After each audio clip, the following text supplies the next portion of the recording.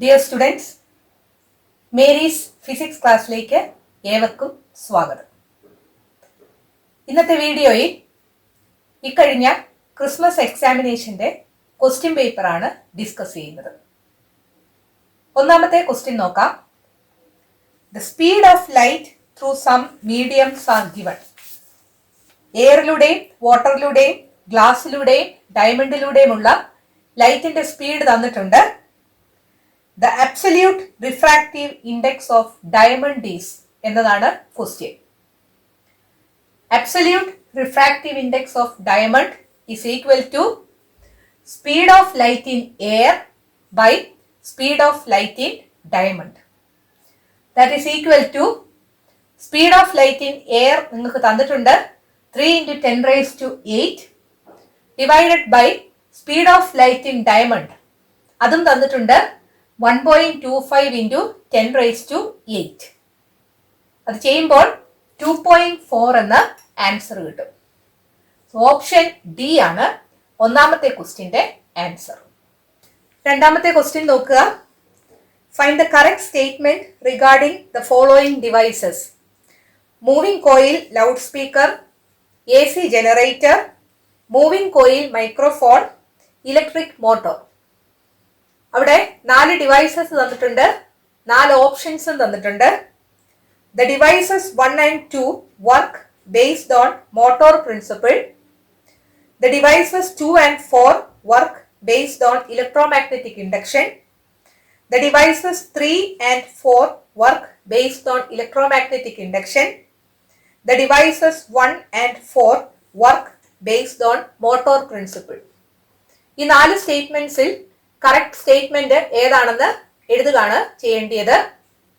തന്നിരിക്കുന്ന ഡിവൈസസ് ഏത് പ്രിൻസിപ്പിൾ അനുസരിച്ചാണ് വർക്ക് ചെയ്യുന്നത് നോക്കുക.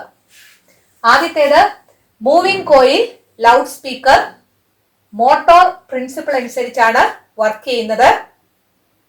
AC ജനറേറ്റർ ഇലക്ട്രോമാഗ്നറ്റിക് ഇൻഡക്ഷൻ അനുസരിച്ചാണ് വർക്ക് ചെയ്യുന്നത്. Moving coil microphone electromagnetic induction അനുസരിച്ചാണ് വർക്ക് ചെയ്യുന്നത്. ഇലക്ട്രിക് മോട്ടോർ മോട്ടോർ പ്രിൻസിപ്പിൾ അനുസരിച്ചാണ് വർക്ക് ചെയ്യുന്നത്. നിങ്ങൾക്ക് തന്നിരിക്കുന്ന ഓപ്ഷനുകളിൽ 4ാമത്തെ ഓപ്ഷനാണ് correct. The devices 1 and 4 work based on motor principle. മൂന്നാമത്തെ ക്വസ്റ്റ്യൻ നോക്കുക. Select the correct equation related to a spherical mirror. 4 equations ആണ് തന്നിരിക്കുന്നത്. അതിലെ കറക്റ്റ് ഇക്വേഷൻ ഏതാണെന്ന് കണ്ടുപിടിക്കണം. സ്ഫെറിക്കൽ മിററിന്റെ ഇക്വേഷൻ നമുക്ക് ആദ്യം എഴുതാം. 1/f = 1/u + 1/v. ആദ്യത്തെ ഓപ്ഷൻ തന്നിരിക്കുന്നത് യുവിന്റെ ഇക്വേഷൻ ആണ്. നമുക്ക് ആദ്യം 1/u എഴുതാം. 1/u മാത്രം ഒരു വശത്ത് കിടക്കണം. സോ അതിന്റെ കൂടെ കിടക്കുന്ന 1/v ഇപ്പുറത്തെ വശത്ത് പോകുമ്പോൾ അത് -1/v ആകും. സോ 1/f - 1/v = 1/u എന്ന് കിട്ടും. Therefore 1/u = ഇവിടെ f ഉം v ഉം ആണ് ഡിനോമിനേറ്ററിൽ വരുന്നത്. LCM f × v അല്ലെങ്കിൽ v × f എന്ന് വരും. സോ vf ഡിനോമിനേറ്ററിൽ കൊടുക്കുക. ഇവിടെ ന്യൂമറേറ്ററിൽ v കൊണ്ട് മൾട്ടിപ്ലൈ ചെയ്യുക, ഇവിടെ f കൊണ്ട് മൾട്ടിപ്ലൈ ചെയ്യുക. So v - f divided by vf എന്ന് കിട്ടും. അത് 1/u ആണ്. നമുക്ക് തന്നിരിക്കുന്ന ഓപ്ഷൻ u ആണ്. അതുകൊണ്ട് നമ്മൾ ഇതിന്റെ റെസിപ്രോക്കൽ എടുത്ത് നോക്കണം. Therefore u = vf divided by v - f എന്നാണ് കിട്ടുന്നത്. അങ്ങനെയാണോ നമുക്ക് തന്നിരിക്കുന്ന ഓപ്ഷൻ എന്ന് നോക്കുക. v - f/vf എന്നാണ് നമുക്ക് തന്നിരിക്കുന്നത്. ആദ്യത്തെ ഓപ്ഷൻ തെറ്റാണ്. അടുത്തത് v = fu/f - u എന്ന് തന്നിരിക്കുന്നു. അത് ശരിയാണോ നോക്കാം. മിറർ ഇക്വേഷൻ എഴുതുക. 1/f = 1/u + 1/v. v ആണ് കണ്ടുപിടിക്കേണ്ടത്. അതുകൊണ്ട് നമുക്ക് ആദ്യം 1/v യുടെ ഇക്വേഷൻ എഴുതാം. 1/v = 1/f - 1/u എന്ന് കിട്ടും. ഇവിടുത്തെ LCM u × f അല്ലെങ്കിൽ f × u ആണ് വരുന്നത്. ഡിനോമിനേറ്ററിൽ uf എന്ന് എഴുതുക. ന്യൂമറേറ്ററിൽ ഇവിടെ യു കൊണ്ട് മൾട്ടിപ്ലൈ ചെയ്യണം, ഇവിടെ എഫ് കൊണ്ട് മൾട്ടിപ്ലൈ ചെയ്യണം. So u minus f by u f എന്ന് വരും 1/v. Therefore v is equal to ഇതിന്റെ റെസിപ്രോക്കൽ എടുക്കുക, u f divided by u minus f എന്ന് വരും. അതാണ് ഓപ്ഷൻ ബി തന്നിരിക്കുന്നത്. നോക്കുക, ന്യൂമറേറ്റർ കറക്റ്റ് ആണ്, യു എഫിന് പകരം നമുക്ക് എഫ് യു എന്ന് എഴുതാം. പക്ഷെ ഡിനോമിനേറ്ററിൽ യു മൈനസ് എഫ് എന്ന് വരണം, എഫ് മൈനസ് യു എന്നാണ് തന്നിരിക്കുന്നത്. അതുകൊണ്ട് രണ്ടാമത്തെ ഓപ്ഷൻ തെറ്റാണ്. ഈ മൂന്നാമത്തെ ഓപ്ഷൻ ശരിയാണോ നോക്കുക. മിറർ ഇക്വേഷൻ എഴുതുക. 1/f is equal to 1/u plus 1/v. 1/u ന്റെ ഇക്വേഷൻ ആണ് തന്നിരിക്കുന്നത്. 1/u is equal to 1/u മാത്രം ഒരു വശത്ത് കിടക്കുക, 1/v ഇപ്പുറത്തെ വശത്ത് പോകുമ്പോൾ -1/v ആകും. അതായത് 1/f minus 1/v എന്ന് കിട്ടും. ആ ഓപ്ഷൻ തന്നെയാണ് നമുക്ക് തന്നിരിക്കുന്നത്. സോ മൂന്നാമത്തെ ഓപ്ഷൻ കറക്റ്റ് ആണ്.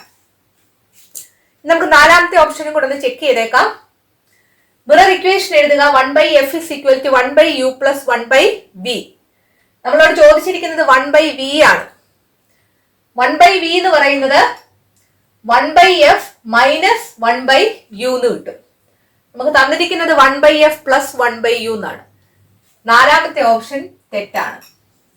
സോ ആൻസർ സി ആണ്. 1/u is equal to 1/f minus 1/v. നാലാമത്തെ ക്വസ്റ്റ്യൻ നോക്കുക. According to Snell's law sin i by sin r is equal to dash. 4 options തന്നിട്ടുണ്ട്.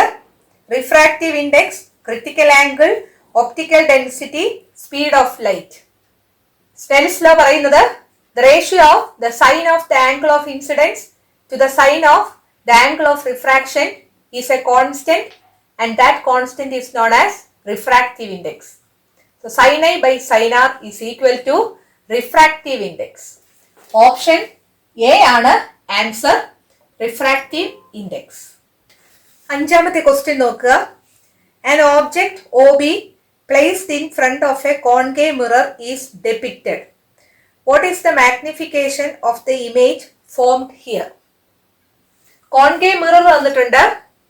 പോളും ഫോക്കസും സെന്റർ ഓഫ് കർവച്ചറും മാർക്ക് ചെയ്തിട്ടുണ്ട്. ഓബ്ജക്റ്റ് OB സിയിലാണ് ഇരിക്കുന്നത് എന്നും തന്നിട്ടുണ്ട്.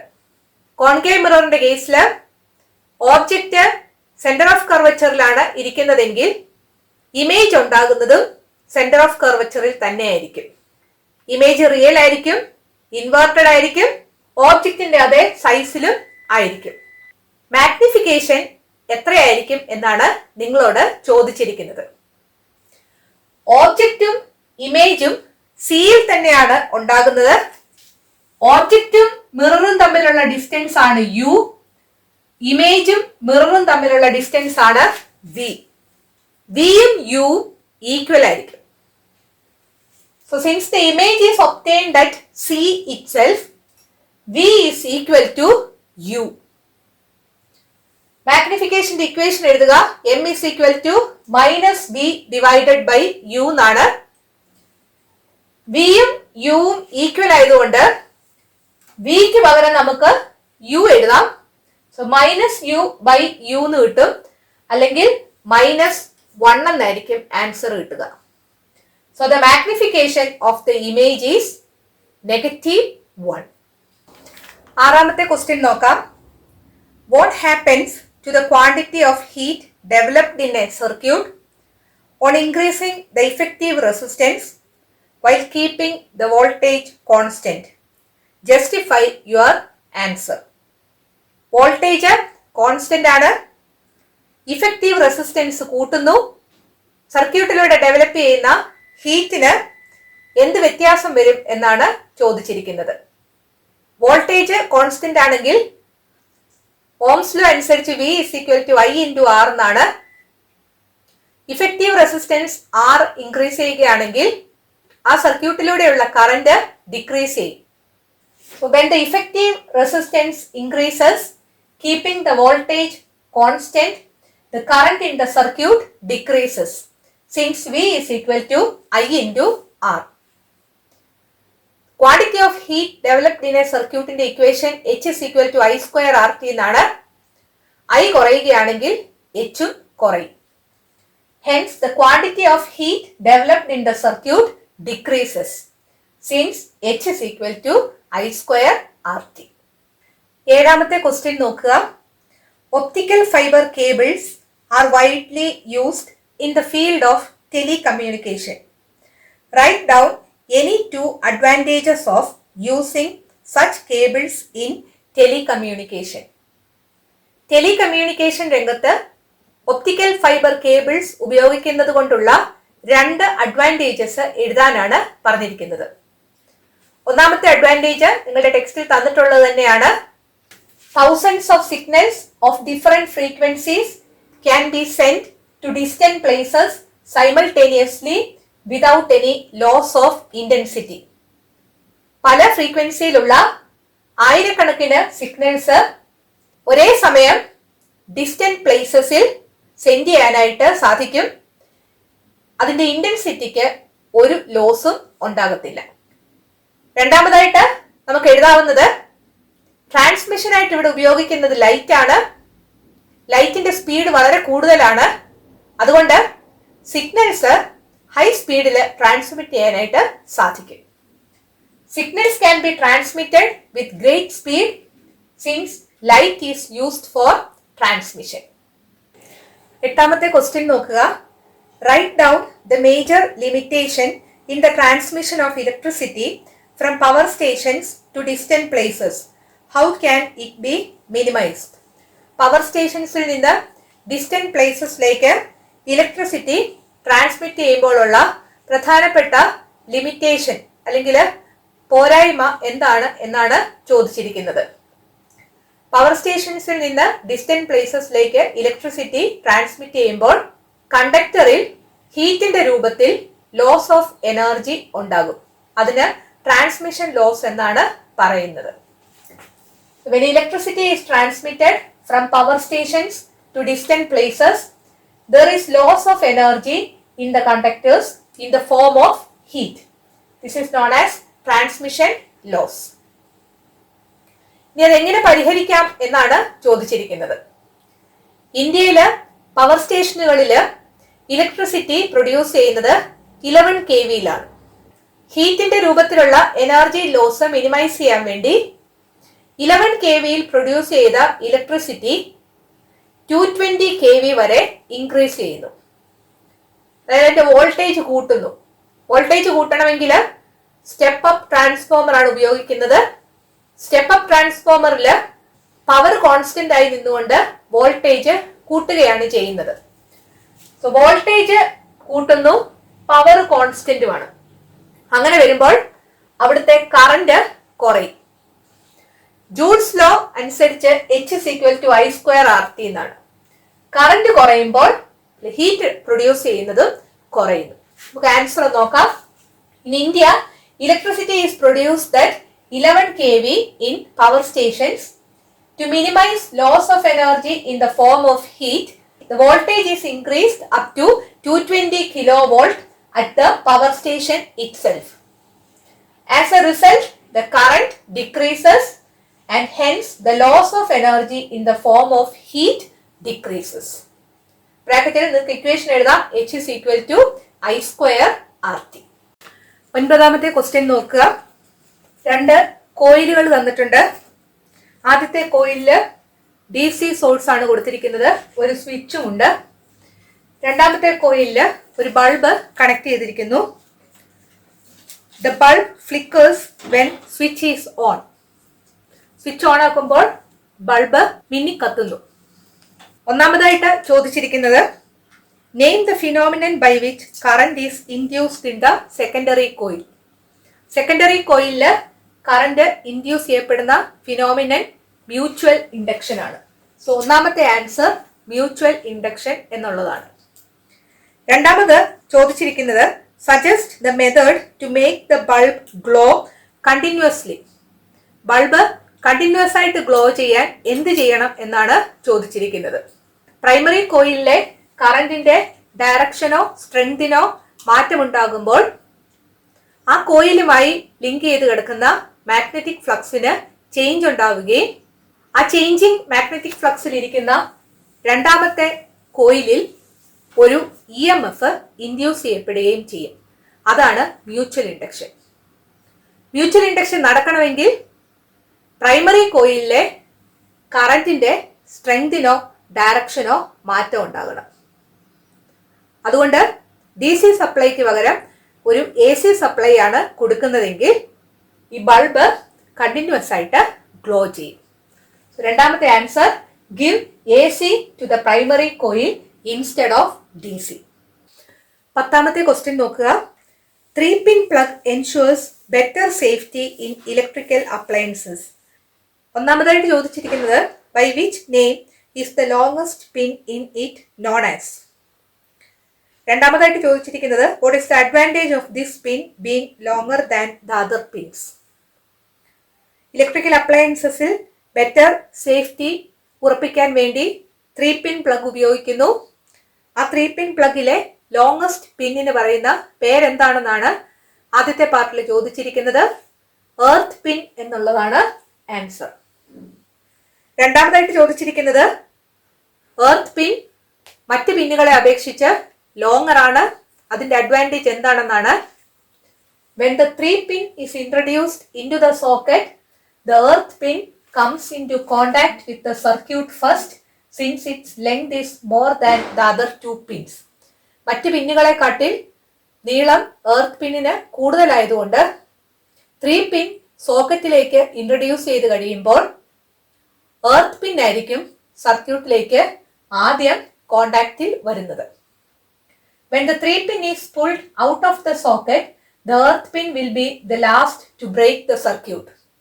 Hence, complete safety is ensured by the 3-pin plug. സോക്കറ്റിൽ നിന്ന് 3-pin വലിച്ചൂരിയെടുക്കുമ്പോൾ എർത്ത് പിൻ ആയിരിക്കും സർക്യൂട്ടിൽ നിന്ന് അവസാനമായിട്ട് ബ്രേക്ക് ആകുന്നത്.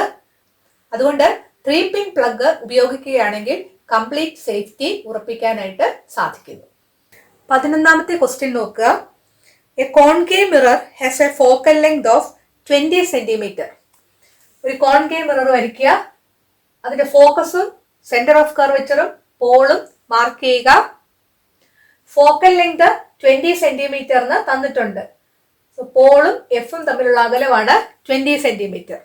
അത് 20 സെന്റിമീറ്റർ ആണെങ്കിൽ പോളും സെന്റർ ഓഫ് കർവച്ചറും തമ്മിലുള്ള അകലം ഈ ഫോക്കൽ ലെങ്തിന്റെ ഇരട്ടിയായിരിക്കും, അതായത് 40 സെന്റിമീറ്റർ ആയിരിക്കും. അതാണ് റേഡിയസ് ഓഫ് കർവച്ചർ, നമ്മൾ പഠിച്ചിട്ടുള്ളതാണ്. അടുത്ത് തന്നിരിക്കുന്ന ഇൻഫർമേഷൻ നോക്കുക. An object is placed 30 centimeter in front of the concave mirror. So focal length 20 centimeter, radius of curvature 40 centimeter ആണെങ്കിൽ ഓബ്ജക്റ്റും മിററും തമ്മിലുള്ള ഡിസ്റ്റൻസ് 30 സെന്റിമീറ്റർ എന്നാണ് തന്നിരിക്കുന്നത്. അതായത് എഫിനും സിക്കും ഇടയ്ക്കാണ് ഓബ്ജക്റ്റ്. സോ എഫിനും സിക്കും ഇടയ്ക്കായിട്ട് ഓബ്ജക്റ്റ് വരയ്ക്കുക. നമ്മൾ പഠിച്ചിട്ടുണ്ട് എഫിനും സിക്കും ഇടയ്ക്കാണ് ഓബ്ജക്റ്റ് വെക്കുന്നതെങ്കിൽ ഇമേജ് ഉണ്ടാകുന്നത് ബിയോണ്ട് സിയിലായിരിക്കും. അത് റിയൽ ആയിരിക്കും, ഇൻവേർട്ടഡ് ആയിരിക്കും, ഓബ്ജക്റ്റിനെക്കാട്ടിൽ ലാർജർ ഇൻ സൈസും ആയിരിക്കും. ഇമേജും വരച്ചു വെക്കുക. ഇവിടെ ഓബ്ജക്റ്റ് മിററിൽ നിന്ന് 30 സെന്റിമീറ്ററിലാണെന്ന് പറഞ്ഞിരിക്കുന്നു. അതായത് u is equal to 30 centimetre ആണ്. ഫോക്കൽ ലെങ്ത് 20 സെന്റിമീറ്റർ എന്നും തന്നിരിക്കുന്നു. മെഷർമെന്റ്സ് എല്ലാം എടുക്കുന്നത് ലെഫ്റ്റിലേക്കാണ്. സോ എഫ് എന്ന് പറയുന്നത് -20 സെന്റിമീറ്റർ ആകും, യു എന്ന് പറയുന്നത് -30 സെന്റിമീറ്ററും ആകും. കണ്ടുപിടിക്കേണ്ടത് മാഗ്നിഫിക്കേഷൻ ആണ്. മാഗ്നിഫിക്കേഷന്റെ ഇക്വേഷൻ നമുക്കറിയാം, m is equal to -v/u എന്നാണ്. അതുകൊണ്ട് എഫും യുവും ഉപയോഗിച്ച് ആദ്യം v കണ്ടുപിടിക്കണം. So f is equal to uv divided by u plus v. Substitute ചെയ്യുക. എഫിന് -20 കൊടുക്കുക, യുവിന്റെ സ്ഥാനത്ത് -30 കൊടുക്കുക, ഇൻറ്റു വി ഡിവൈഡഡ് ബൈ യുവിന്റെ സ്ഥാനത്ത് -30 കൊടുക്കുക, പ്ലസ് വി എന്ന് കിട്ടും. -30v is equal to ഇത് ക്രോസ് മൾട്ടിപ്ലൈ ചെയ്യുക. ഇത് -20 ഇൻറ്റു -30 പ്ലസ് -20 ഇൻറ്റു വി എന്ന് കിട്ടും. വിയുടെ ടേംസ് എല്ലാം നമുക്ക് ലെഫ്റ്റിലേക്ക് കൊണ്ടുവരാം. ഇവിടെ -30v കിടപ്പുണ്ട്. ഇവിടുത്തെ -20v ലെഫ്റ്റിലേക്ക് കൊണ്ടുവരുമ്പോൾ +20v ആകും. That is equal to minus 20 into minus 30 is 600. So minus 30v plus 20v എന്ന് പറയുന്നത് minus 10v കിട്ടും. Minus 10v is equal to 600 എന്ന് കിട്ടും. Therefore v is equal to 600 divided by minus 10 എന്ന് കിട്ടും. ആൻസർ minus 60 centimeter എന്നാണ് കിട്ടുന്നത്. Therefore magnification m is equal to minus v divided by u. So ഈ മൈനസ് ആണ് ഇവിടെ എഴുതിയിരിക്കുന്നത്. v യുടെ സ്ഥാനത്ത് minus 60 എന്ന് കൊടുക്കുക, ഡിവൈഡഡ് ബൈ യുവിന്റെ സ്ഥാനത്ത് minus 30 എന്ന് കൊടുക്കുക. സോ ഈ മൈനസ് അവിടെ കിടക്കും. ഇത് രണ്ടും ഡിവൈഡ് ചെയ്യുമ്പോൾ പോസിറ്റീവ് ആകും. 60 by 30 is 2. So answer is minus 2. 12ാമത്തെ ക്വസ്റ്റ്യൻ നോക്കുക.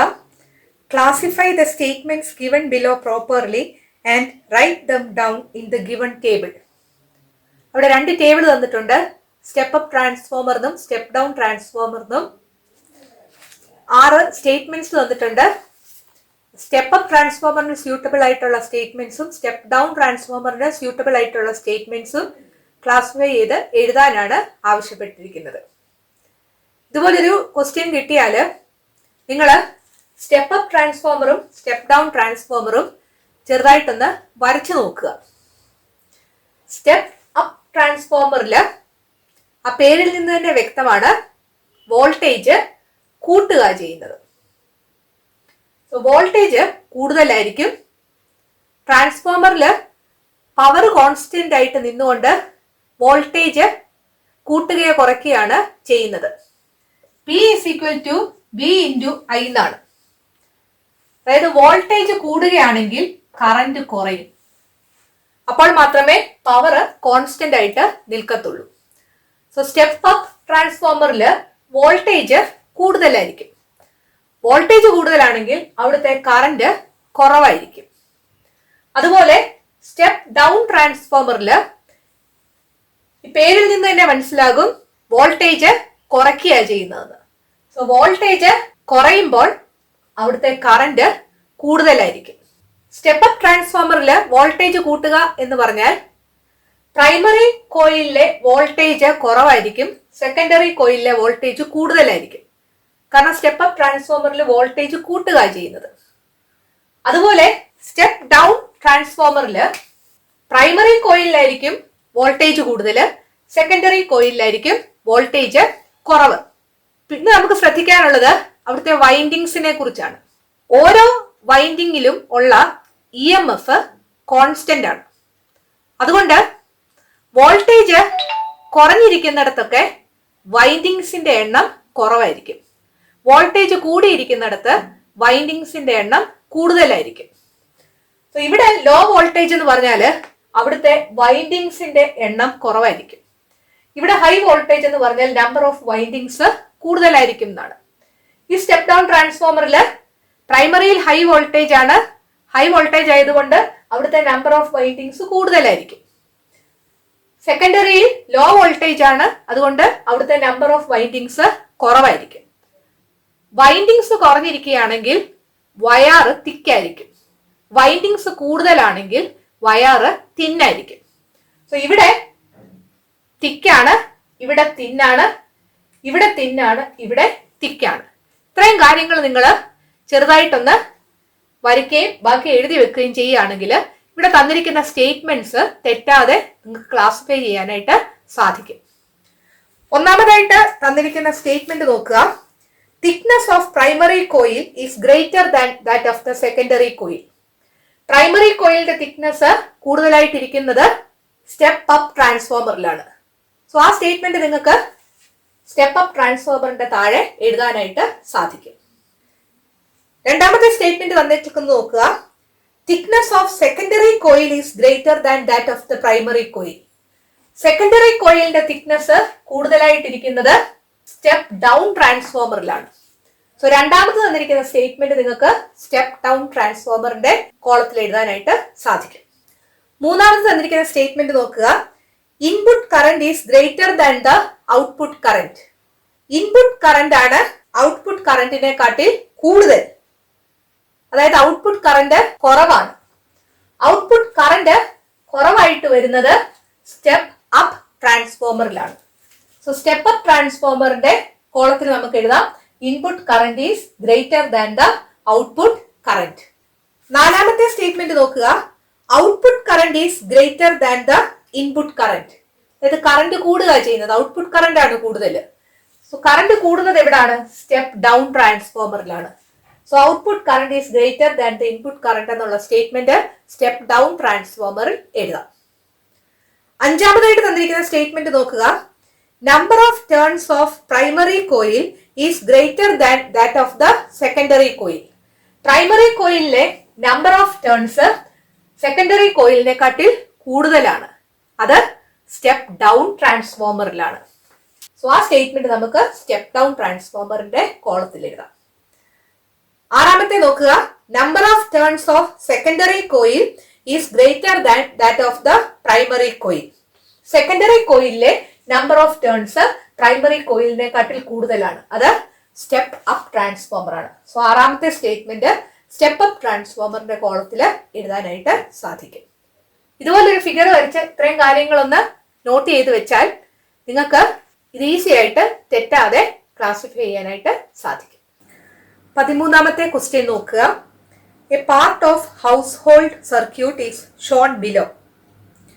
ഒരു ഹൗസ് ഹോൾഡ് ഇലക്ട്രിക് സർക്യൂട്ടിന്റെ ഫിഗർ അവിടെ തന്നിട്ടുണ്ട്. അതിന്റെ ബോക്സ് ഡയഗ്രാം ആണ് ഇവിടെ കാണിച്ചിരിക്കുന്നത്. ആദ്യം വരുന്നത് കിലോ വാട്ട് അവർ മീറ്റർ ആണ്. അതിന് സീരീസ് ആയിട്ട് മെയിൻ ഫ്യൂസ് വരും, പിന്നീട് മെയിൻ സ്വിച്ച്, അത് കഴിഞ്ഞ് ELCB, MCB, സ്വിച്ച് ബോർഡ്. ഈ ഓർഡർ ഒന്ന് നിങ്ങൾ ഓർത്തിരിക്കണം. എ പാർട്ടിൽ ചോദിച്ചിരിക്കുന്നത് find the correct position for connecting the main fuse properly, X, Y or Z.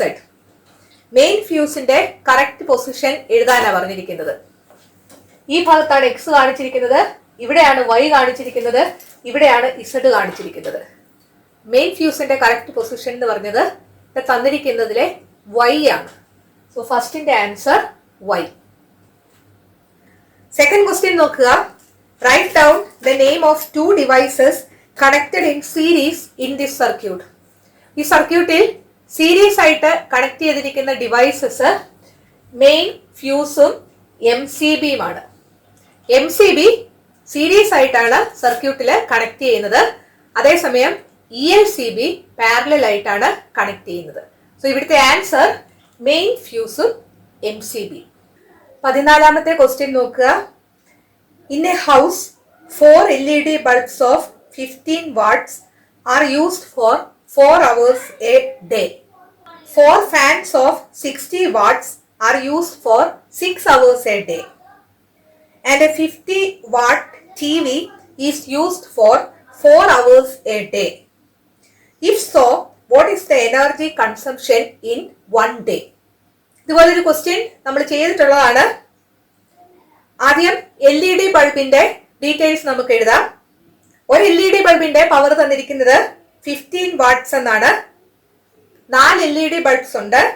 ഒരു ദിവസം 4 hours ആണ് ആ LED ബൾബ് പ്രവർത്തിപ്പിക്കുന്നത്. So power of 1 LED bulb is equal to 15 watts. Power of 4 LED bulbs is equal to 4 into 15 is equal to 60 watts. Time of working of 4 LED bulbs is equal to 4 hours. Energy consumed by 4 LED bulbs is equal to power in watts into time in hours divided by 1000.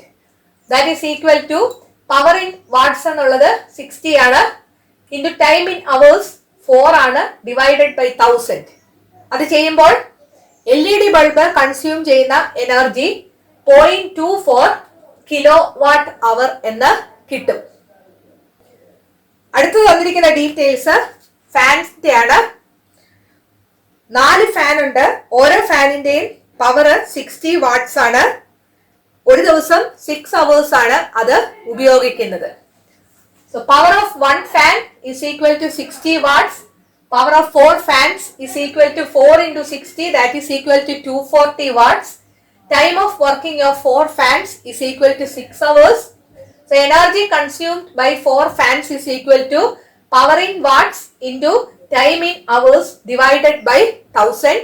That is equal to power in watts എന്ന് പറയുന്നത് 240 വരും, into time in hours 6 ആണ്, divided by 1000 ആകും. That is equal to 1.44 kilo watt അവർ.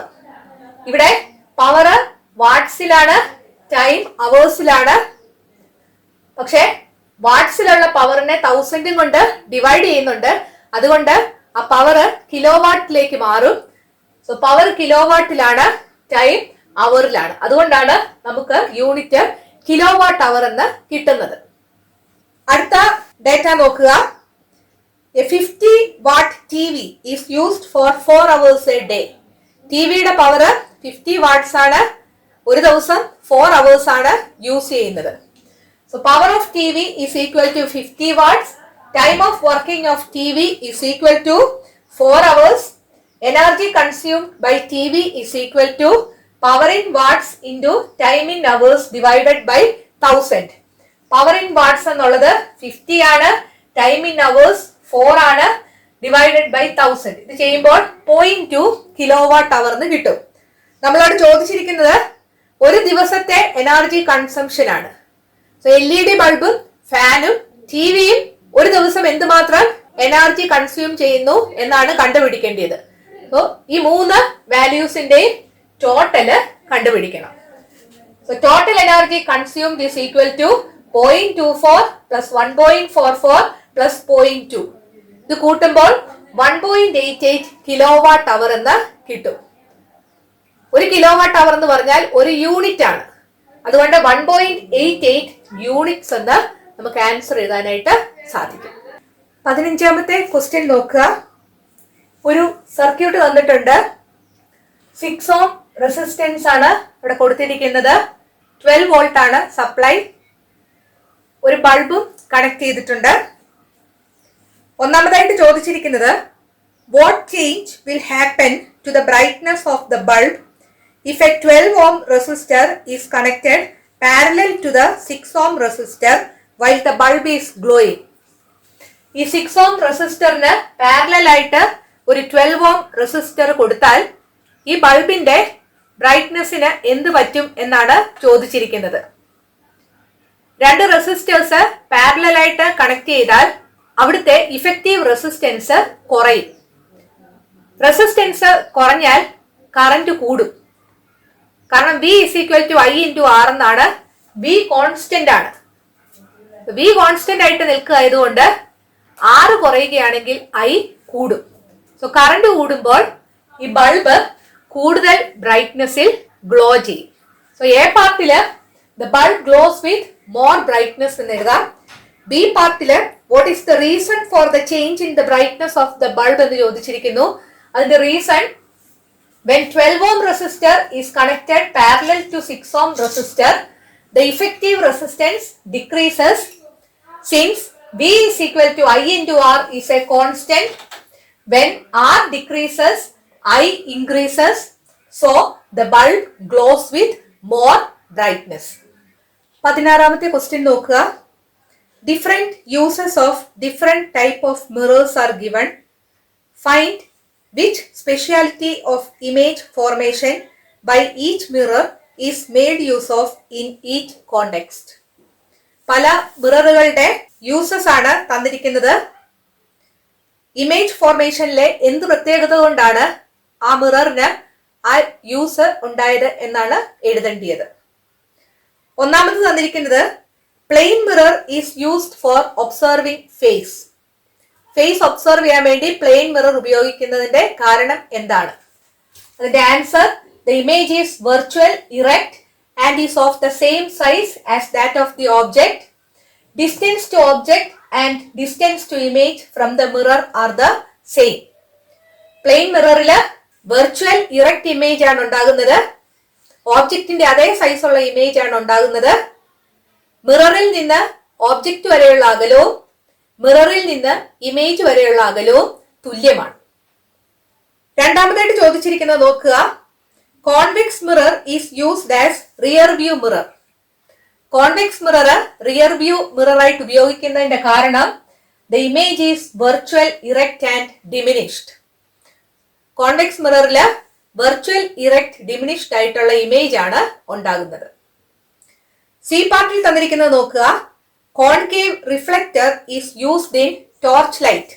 ഇതിന്റെ കാരണം concave mirror reflects the rays coming from principal focus as parallel rays. Concave മിററിന്റെ principal ഫോക്കസിലൂടെയാണ് ray കടന്നു പോകുന്നതെങ്കിൽ അത് പാരലൽ റേസ് ആയിട്ടായിരിക്കും റിഫ്ലക്ട് ചെയ്യുന്നത്. ഡി പാർട്ടിൽ തന്നിരിക്കുന്നത് നോക്കുക. Dental doctors use concave mirror for examining teeth. Dental doctors teeth എക്സാമിനേഷന് വേണ്ടി കോൺകേവ് മിറേഴ്സ് ഉപയോഗിക്കുന്നു. അതിന്റെ reason, when the object is placed between the principal focus and the pole, the image formed is virtual, erect and enlarged. Concave മിററിന്റെ ഫോക്കസിനും പോളിനും ഇടയിലായിട്ടാണ് object വെക്കുന്നതെങ്കിൽ image വെർച്വലും ഇറക്റ്റും എൻലാർജ്ഡുമായിരിക്കും. 17ാമത്തെ ക്വസ്റ്റ്യൻ നോക്കുക. The intensity of current in the secondary of a transformer is 2 ampere and that in the primary is 1 ampere. ട്രാൻസ്ഫോമറിന്റെ സെക്കൻഡറിയിലെ കറന്റിന്റെ ഇന്റൻസിറ്റി 2 ആംപിയർ എന്ന് തന്നിട്ടുണ്ട്. So IS is equal to 2 ampere. അതുപോലെ IP is equal to 1 ampere എന്ന് തന്നിട്ടുണ്ട്. If the voltage across the secondary is 200 volt, that is VS is equal to 200 volt.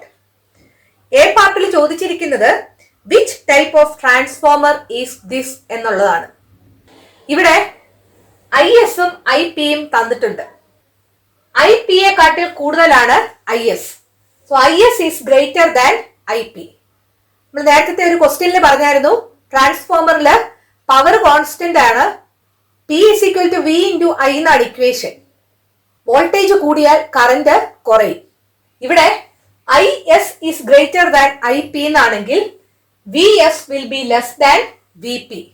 അതായത് സെക്കൻഡറിയിലെ voltage primary വോൾട്ടേജിനെ കാട്ടിൽ കുറവാണ്. അതുകൊണ്ട് അതൊരു സ്റ്റെപ്പ് ഡൗൺ ട്രാൻസ്ഫോമർ ആയിരിക്കും. രണ്ടാമത്തെ ക്വസ്റ്റ്യൻ ചോദിച്ചിരിക്കുന്നത് what is the power given to the primary of this transformer. പ്രൈമറിയിലെ പവർ ആണ് കണ്ടുപിടിക്കേണ്ടത്. പ്രൈമറി കോയിലിലെയും സെക്കൻഡറി കോയിലിലെയും വോൾട്ടേജും കറന്റും തമ്മിൽ റിലേറ്റ് ചെയ്യുന്ന ഇക്വേഷൻ എഴുതാം. VS by VP is equal to IP by IS. VS എന്ന് പറയുന്നത് 200 വോൾട്ട് ആണ്. Divided by VP is equal to IP എന്ന് പറയുന്നത് 1 ആണ്. IS എന്ന് പറയുന്നത് 2 ആണ്. ക്രോസ് മൾട്ടിപ്ലൈ ചെയ്യുക. VP is equal to 200 into 2, that is equal to 400 volt. So പ്രൈമറിയിലെ വോൾട്ടേജ് നമുക്ക് 400 വോൾട്ട് എന്ന് കിട്ടി. പ്രൈമറിയിലെ കറന്റ് 1 ആംപിയർ എന്ന് തന്നിട്ടുണ്ട്. Therefore, power in the primary is equal to VP into IP is equal to 400 into 1. That is equal to 400 watts എന്ന answer കിട്ടും. ഈ രീതിയിൽ നിങ്ങൾക്ക് ചെയ്യാം. അല്ലെങ്കിൽ പവർ ഇൻ ദ പ്രൈമറി എന്ന് പറയുന്നത് പവർ ഇൻ ദ സെക്കൻഡറി തന്നെയായിരിക്കും. So power in the secondary എന്ന് പറഞ്ഞാൽ VS into IS ആണ്. That is 200 into 2. അതും നിങ്ങൾക്ക് 400 വാട്ട്സ് എന്ന് കിട്ടും. സോ ഏത് രീതി വേണമെങ്കിലും നിങ്ങൾക്ക് ചെയ്യാം. സി പാർട്ട് നോക്കുക.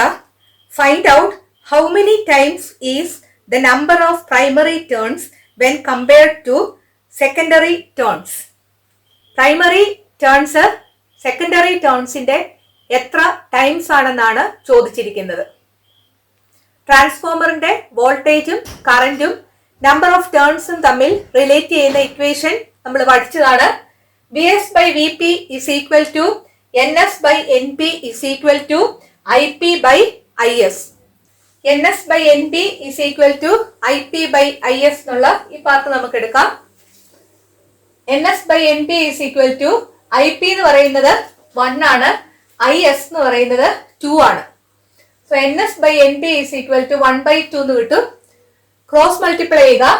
NS is equal to NP by 2 എന്ന് കിട്ടും. Therefore, NP is equal to 2NS എന്നാണ് ആൻസർ കിട്ടുന്നത്. Number of primary turns is 2 times or twice the number of secondary turns. 18ാമത്തെ ക്വസ്റ്റ്യൻ നോക്കുക. On placing an object of height 9 cm at a distance 20 cm from a spherical mirror, an erect image of height 18 cm was obtained. Which type of mirror is this എന്നുള്ളതാണ് ഒന്നാമതായിട്ട് ചോദിച്ചിരിക്കുന്നത്. തന്നിരിക്കുന്ന data നമുക്ക് എഴുതാം. ഓബ്ജക്റ്റിന്റെ height 9 centimetre ആണ്. So HO is equal to 9 centimetre. An erect image of height 18 centimetre was obtained എന്നാണ്. So ഇമേജിന്റെ height 18 centimetre ആണ്. So erect image ആണ് കിട്ടുന്നത് എന്ന് പറഞ്ഞിട്ടുണ്ട്. ഇറക്റ്റ് ഇമേജ് ഉണ്ടാകുന്നത് കോൺവെക്സ് മിററിന്റെ കേസിലും ഉണ്ടാകും. കോൺകേവ് മിററിന്റെ കേസിൽ ഓബ്ജക്റ്റ് ഫോക്കസിനും പോളിനും ഇടയ്ക്കാണ് ഇരിക്കുന്നതെങ്കിലും ഇറക്റ്റ് ഇമേജ് കിട്ടും. പക്ഷെ ഒരു ഡേറ്റയും കൂടെ നമുക്ക് ഇതിൽ നിന്ന് മനസ്സിലാക്കാം. ഓബ്ജക്റ്റിന്റെ ഹൈറ്റ് 9 സെന്റിമീറ്റർ ആണ്, ഇമേജിന്റെ ഹൈറ്റ് 18 സെന്റിമീറ്റർ ആണ്. അതായത് എൻലാർജ്ഡ് ഇമേജ് ആണ് ലഭിക്കുന്നത്. എൻലാർജ്ഡ് ഇമേജ് ലഭിക്കണമെങ്കിൽ അത് ഒരു കോൺകേവ് മിറർ ആയിരിക്കും. കോൺവെക്സ് മിററിൽ എപ്പോഴും ഡിമിനിഷ്ഡ് ഇമേജ് ലഭിക്കത്തുള്ളൂ. So since enlarged image is obtained, the mirror is a concave mirror. So concave mirror വരയ്ക്കുക. കോൺകേവ് മിററിന്റെ പോളും ഫോക്കസും സെന്റർ ഓഫ് കർവച്ചറും മാർക്ക് ചെയ്യുക. ഇറക്റ്റ് എൻലാർജ്ഡ് ഇമേജ് ലഭിക്കണമെങ്കിൽ ഫോക്കസിനും പോളിനും ഇടയ്ക്കായിട്ടായിരിക്കണം ഓബ്ജക്റ്റ് വെക്കുന്നത്. ഓബ്ജക്റ്റിന്റെ ഡിസ്റ്റൻസ് തന്നിട്ടുണ്ട് 20 സെന്റിമീറ്റർ. ലെഫ്റ്റിലേക്ക് മെഷർ ചെയ്യുന്നത് കൊണ്ട് -20 സെന്റിമീറ്റർ എന്ന് എഴുതണം. സെക്കൻഡ് പാർട്ടില് ചോദിച്ചിരിക്കുന്നത് calculate the focal length of the mirror എന്നാണ്. മിററിന്റെ ഫോക്കൽ ലെങ്ത് കണ്ടുപിടിക്കണമെങ്കിൽ യുവും അറിയണം, വിയും അറിയണം. ഇവിടെ വി തന്നിട്ടില്ല, പക്ഷേ വിയും യുവും HIയും HOയും ആയിട്ട് റിലേറ്റ് ചെയ്തുള്ള ഇക്വേഷൻ നമുക്കറിയാം. അതായത് മാഗ്നിഫിക്കേഷന്റെ equation M is equal to HI by HO is equal to -V divided by U എന്നാണ്. മാഗ്നിഫിക്കേഷൻ എത്രയാണെന്ന് തന്നിട്ടില്ലെങ്കിലും HI അറിയാം, HO അറിയാം, U അറിയാം. So HI by HO is equal to -V divided by U. Substitute ചെയ്യാം. HI 18 ആണ്, HO 9 ആണ്. -V divided by U എന്ന് പറയുന്നത് -20 ആണ്. 18 by 9 is 2. That is equal to ഈ രണ്ട് മൈനസും കൂടെ ഡിവൈഡ് ചെയ്യുമ്പോൾ പ്ലസ് ആകും. V by 20 എന്ന് കിട്ടും. Therefore V is equal to 40 centimetre. മിററും ഓബ്ജക്റ്റും തമ്മിലുള്ള ഡിസ്റ്റൻസ് 20 സെന്റിമീറ്റർ ആണ്. മിററും ഇമേജും തമ്മിലുള്ള ഡിസ്റ്റൻസ് 40 സെന്റിമീറ്റർ ആണ്. Therefore focal length is equal to UV divided by U plus V. Substitute ചെയ്യുക. U എന്ന് പറയുന്നത് -20 ആണ്, ഇൻറ്റു V എന്ന് പറയുന്നത് 40 ആണ്, ഡിവൈഡഡ് ബൈ U എന്ന് പറയുന്നത് -20 പ്ലസ് V എന്ന് പറയുന്നത് 40. That is equal to -800 divided by 20 എന്ന് കിട്ടും. That is equal to -40 centimetre എന്ന ആൻസർ കിട്ടും. So focal length of the given mirror is -40 centimetre. C part നോക്കുക. Find the distance between object and image. ഓബ്ജക്റ്റും ഇമേജും തമ്മിലുള്ള ഡിസ്റ്റൻസ് ആണ് ചോദിച്ചിരിക്കുന്നത്. ഓബ്ജക്റ്റും മിററും തമ്മിലുള്ള അകലം U is equal to -20 centimetre ആണ്. ഇമേജും മിററും തമ്മിലുള്ള ഡിസ്റ്റൻസ് 40 സെന്റിമീറ്റർ ആണ്. സെക്കൻഡ് പാർട്ടിൽ നമുക്ക് കിട്ടിയായിരുന്നു. So the distance between the object and the image is equal to, ഈ രണ്ട് ഡിസ്റ്റൻസും തമ്മിലുള്ള ഡിഫറൻസ് നോക്കുക. ദാറ്റ് ഈസ് 40 മൈനസ് U എന്ന് പറയുന്നത് -20 ആണ്. സോ 40 മൈനസ് -20 എന്ന് പറയുന്നത് 40 പ്ലസ് 20 എന്ന് കിട്ടും. That is equal to 60 centimetre എന്ന് കിട്ടും. നമുക്കിവിടെ ഈ ഫിഗറിൽ നോക്കിയാലും മനസ്സിലാകും. മിററിൽ നിന്ന് ഓബ്ജക്റ്റ് വരെയുള്ള അകലം 20 സെന്റിമീറ്റർ ആണ്. മിററിൽ നിന്ന് ഇമേജ് വരെയുള്ള അകലം 40 സെന്റിമീറ്റർ ആണ്. രണ്ട് ഡയറക്ഷനിലാണ് അല്ലെ. ആ ഇമേജും ഓബ്ജക്റ്റും തമ്മിലുള്ള അകലം എന്ന് പറയുന്നത് ഇവിടം വരെ 40, പിന്നെ ഈ ഡിസ്റ്റൻസ് കൂടെ വരുമ്പോൾ 20. ദാറ്റ് ഈസ് 40യും 20യും കൂടെ കൂട്ടുക, അതായത് 60. നമ്മൾ ഇവിടെ ചെയ്തത് ഈ കാർട്ടീഷ്യൻ സൈൻ കൺവെൻഷൻ അനുസരിച്ചാന്നുള്ളതേ ഉള്ളൂ.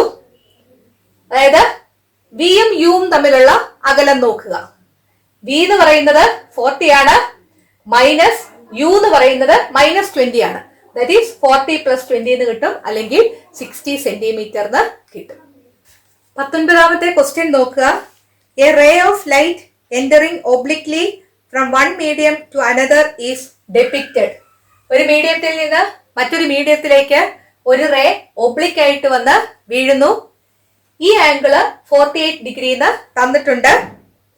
ഒന്നാമതായിട്ട് ചോദിച്ചിരിക്കുന്നത് ഐഡന്റിഫൈ ദ മീഡിയംസ് എന്നുള്ളതാണ്. മീഡിയം 1ഉം മീഡിയം 2ഉം ഏതാണെന്ന് എഴുതണം. ആംഗിൾ ഓഫ് ഇൻസിഡൻസ് എപ്പോഴും മെഷർ ചെയ്യുന്നത് നോർമലുമായിട്ടാണ്. The angle between the incident ray and the normal is the angle of incidence. ഇവിടുത്തെ ആംഗിൾ ഓഫ് ഇൻസിഡൻസ് എന്ന് പറയുന്നത് 48 ഡിഗ്രി അല്ല എന്ന് ഓർക്കുക. ഇതാണ് നോർമൽ. നോർമൽ എന്ന് പറഞ്ഞാൽ ഈ സർഫസിന് 90 ഡിഗ്രിയിലാണ്. ആ നോർമലുമായിട്ട് ഇൻസിഡന്റ് റേ ഉണ്ടാക്കുന്ന ആംഗിൾ ആണ് ആംഗിൾ ഓഫ് ഇൻസിഡൻസ്. ഈ ആംഗിൾ ആണ് നമുക്ക് അറിയേണ്ടത്. ആകെയുള്ള ആംഗിൾ എന്ന് പറയുന്നത് 90 ഡിഗ്രിയാണ്. അതിന്റെ ഇത്രയും ഭാഗം 48 ഡിഗ്രി ആണെങ്കിൽ ഈ ആംഗിൾ അല്ലെങ്കിൽ ആംഗിൾ ഓഫ് ഇൻസിഡൻസ് എന്ന് പറയുന്നത് 90 മൈനസ് 48 ഡിഗ്രി ആയിരിക്കും. 90 ഡിഗ്രി മൈനസ് 48 ഡിഗ്രി എന്ന് പറയുന്നത് 42 ഡിഗ്രിയാണ്. ഇവിടുത്തെ ആംഗിൾ ഓഫ് ഇൻസിഡൻസ് 42 ഡിഗ്രിയാണ്. ഇവിടുത്തെ റിഫ്രാക്റ്റഡ് റേക്ക് എന്ത് പറ്റുന്നു നോക്കുക. റിഫ്രാക്റ്റഡ് റേ സർഫസ് ഓഫ് സെപ്പറേഷനിലൂടെ പോകുന്നതായിട്ടാണ് കാണിച്ചിരിക്കുന്നത്. അതായത് ഇവിടുത്തെ ആംഗിൾ ഓഫ് റിഫ്രാക്ഷൻ എന്ന് പറയുന്നത് 90 ഡിഗ്രിയാണ്. ഏത് ആംഗിൾ ഓഫ് ഇൻസിഡൻസിനാണോ ആംഗിൾ ഓഫ് റിഫ്രാക്ഷൻ 90 ഡിഗ്രി ആകുന്നത് ആ ആംഗിൾ ഓഫ് ഇൻസിഡൻസ് ആണ് ക്രിട്ടിക്കൽ ആംഗിൾ. ഇവിടുത്തെ ക്രിട്ടിക്കൽ ആംഗിൾ ആണ് 42 ഡിഗ്രി എന്ന് കിട്ടിയിരിക്കുന്നത്. ക്രിട്ടിക്കൽ ആംഗിള് 42 ഡിഗ്രി ഉള്ള മീഡിയം എന്ന് പറയുന്നത് ഗ്ലാസ് ആണ്. നമ്മൾ പഠിച്ചതാണ് വാട്ടറിന്റെ ക്രിട്ടിക്കൽ ആംഗിൾ എന്ന് പറഞ്ഞാൽ 48.6 ഡിഗ്രിയാണ്. ഗ്ലാസിന്റെ ക്രിട്ടിക്കൽ ആംഗിൾ 42 ഡിഗ്രിയാണ്. ഇവിടെ 42 ഡിഗ്രി എന്ന് പറയുന്നത് ഗ്ലാസിന്റെ ക്രിട്ടിക്കൽ ആംഗിൾ ആണ്. റേ പോകേണ്ടത് ഗ്രേറ്റർ ഒപ്റ്റിക്കൽ ഡെൻസിറ്റിയിൽ നിന്ന് ലോവർ ഒപ്റ്റിക്കൽ ഡെൻസിറ്റിയിലേക്ക് ആയിരിക്കണം. ഈ മീഡിയം 1ൽ നിന്ന് മീഡിയം 2വിലേക്കാണ് റേ പോകുന്നത്. അതായത് ഗ്രേറ്റർ ഒപ്റ്റിക്കൽ ഡെൻസിറ്റി എന്ന് പറയുന്നത് മീഡിയം 1 ആണ്. മീഡിയം 1 എന്ന് പറയുന്നത് ഗ്ലാസ് ആയിരിക്കും. കാരണം ഗ്ലാസിന്റെ ക്രിട്ടിക്കൽ ആംഗിൾ ആണ് 42 degree. Medium 1 is glass. Medium 2 എന്ന് പറയുന്നത് എയർ ആയിരിക്കും. അതിന്റെ ബി പാർട്ടിൽ ചോദിച്ചിട്ടുണ്ട് ജസ്റ്റിഫൈ യുവർ ആൻസർ എന്ന്. നമ്മൾ ഈ പറഞ്ഞ കാര്യം തന്നെയാണ് എഴുതിയിരിക്കുന്നത്. When the angle of incidence is equal to critical angle, the angle of refraction is 90 degree. Here, the critical angle is 90 minus 48. That is 42 degree, which is the critical angle of glass. 20th question നോക്കുക. James Prescott Joule is a scientist who studied the specialities of heat energy. A പാർട്ടിൽ ചോദിച്ചിരിക്കുന്നത് what do you mean by Joule heating? Joule heating എന്ന് പറയുന്നത് the heat generated in a current carrying conductor is directly proportional to the product of the square of the current in the conductor, the resistance of the conductor and the time of flow of the current. ഒരു current carrying കണ്ടക്ടറിൽ generate ചെയ്യുന്ന heat എന്ന് പറയുന്നത് ആ കണ്ടക്ടറിലൂടെ കടന്നു പോകുന്ന കറന്റിന്റെ സ്ക്വയറിന് proportional ആയിരിക്കും. ആ കണ്ടക്ടറിന്റെ റെസിസ്റ്റൻസിന് പ്രൊപ്പോർഷണൽ ആയിരിക്കും. ആ കണ്ടക്ടറിലൂടെയുള്ള കറന്റ് ഫ്ലോയുടെ ടൈമിന് പ്രൊപ്പോർഷണൽ ആയിരിക്കും. H is equal to I square RT. B part നോക്കുക. Calculate the heat developed in a soldering iron having a resistance 92 ohm when 230 volt is applied to it for 14 minutes. Soldering അയണിൽ develop ചെയ്യുന്ന heat ആണ് ചോദിച്ചിരിക്കുന്നത്. H is equal to question mark. Resistance തന്നിട്ടുണ്ട് 92 ohm. Voltage 230 volt എന്ന് തന്നിട്ടുണ്ട്. Time 14 minutes ആണ്. മിനിറ്റ്സിനെ നമുക്ക് seconds ആക്കണം. 14 into 60 ചെയ്യുക. അത് ചെയ്യുമ്പോൾ 840 സെക്കൻഡ് എന്ന് കിട്ടും. ഹീറ്റ് ഡെവലപ്ഡ് ആണ് കണ്ടുപിടിക്കേണ്ടത്. നമുക്ക് തന്നിട്ടുള്ളത് വിയും ആറും ടിയുമാണ്. ഹീറ്റ് ഡെവലപ്ഡ് കണ്ടുപിടിക്കാൻ നമുക്ക് 3 ഇക്വേഷൻ ഉണ്ട്. H is equal to I square RT, H is equal to V square by R into T, H is equal to VIT. ഇവിടെ തന്നിരിക്കുന്ന ഡേറ്റ വെച്ച് H is equal to V square by R into T നമുക്ക് ഉപയോഗിക്കാം.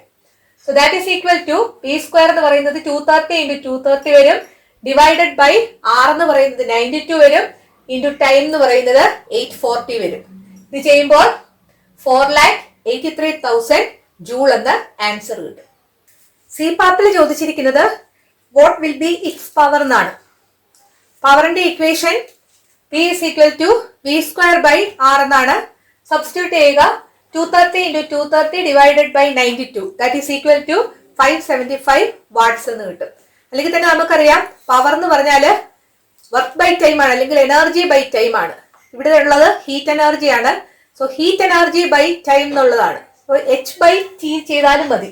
4,83,000 divided by time 840 ചെയ്താലും നിങ്ങൾക്ക് ഇതേ answer കിട്ടും. നിങ്ങൾക്ക് ഇങ്ങനെയാണ് എളുപ്പമെങ്കിൽ ഇത് ചെയ്യുക. ക്രിസ്മസ് എക്സാമിനേഷന്റെ മുഴുവൻ ക്വസ്റ്റ്യൻസും നമ്മൾ ഡിസ്കസ് ചെയ്തു. ഏതെങ്കിലും ഒരു ക്വസ്റ്റ്യൻ ആൻസറിനെ കുറിച്ച് നിങ്ങൾക്ക് സംശയമുണ്ടെങ്കിൽ അതുമായിട്ട് ബന്ധപ്പെട്ട വീഡിയോ നിങ്ങൾ കാണുക. ഈ വീഡിയോ നിങ്ങൾക്ക് ഇഷ്ടപ്പെട്ടെങ്കിൽ നിങ്ങളുടെ കൂട്ടുകാരോടും മേരീസ് ഫിസിക്സ് ക്ലാസ്സിനെ കുറിച്ച് പറയണം. ഈ ചാനൽ സബ്സ്ക്രൈബ് ചെയ്യാൻ മറക്കരുത്. അടുത്ത വീഡിയോയിൽ വീണ്ടും കാണാം. Thank you.